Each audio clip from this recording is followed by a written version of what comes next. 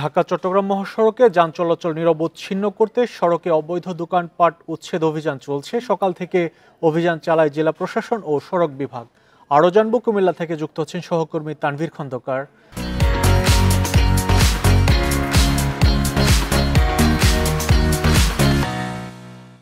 তানভীর খন্দকার, আমরা তো বিভিন্ন সময় দেখি এমন অভিযান হয়ে থাকে, তো স্থায়ীভাবে কোনো সমাধান আছে কিনা যাতে পরবর্তীতে সড়কে অভিযানের পর আবার যাতে দোকানপাট না বসতে পারে, এ ধরনের কোনো ব্যবস্থা নেওয়া হবে কিনা বা হচ্ছে কিনা?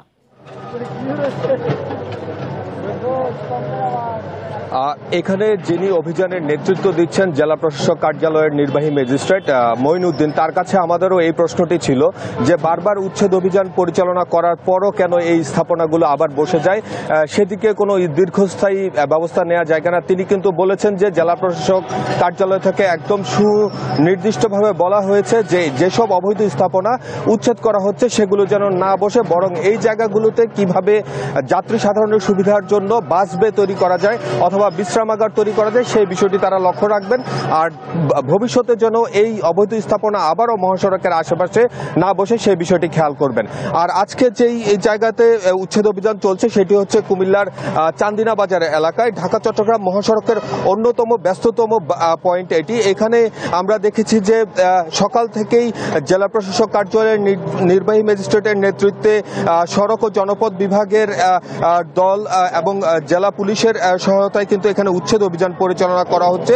তারা যেটি বলছেন, আসলে মহাসড়কের পাশের যে জায়গাগুলো সড়ক বিভাগের, সেগুলো আসলে অবৈধভাবে দখল করে একটি চক্র বিভিন্ন সময় ব্যবসা বাণিজ্য পরিচালনা করে আসছেন। আর সেই জায়গাগুলোতে কিন্তু বিভিন্ন সময় রাজনৈতিক যে প্রভাব বিস্তার, সেটি কিন্তু আমরা দেখেছি যে রাজনৈতিক প্রভাব বিস্তার করে তারা এসব অবৈধ স্থাপনা করে থাকেন এবং সেগুলো ভাড়া দেন।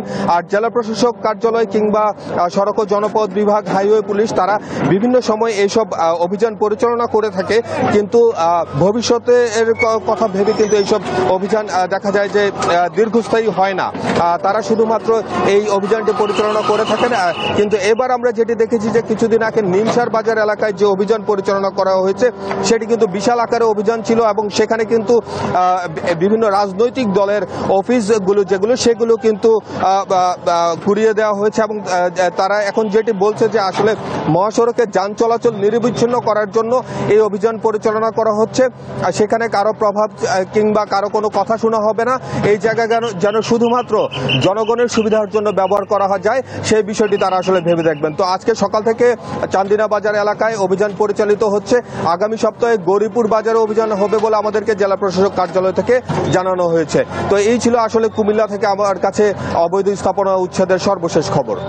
কুমিল্লা থেকে জানাচ্ছিলেন সহকর্মী তানভীর খন্দকার।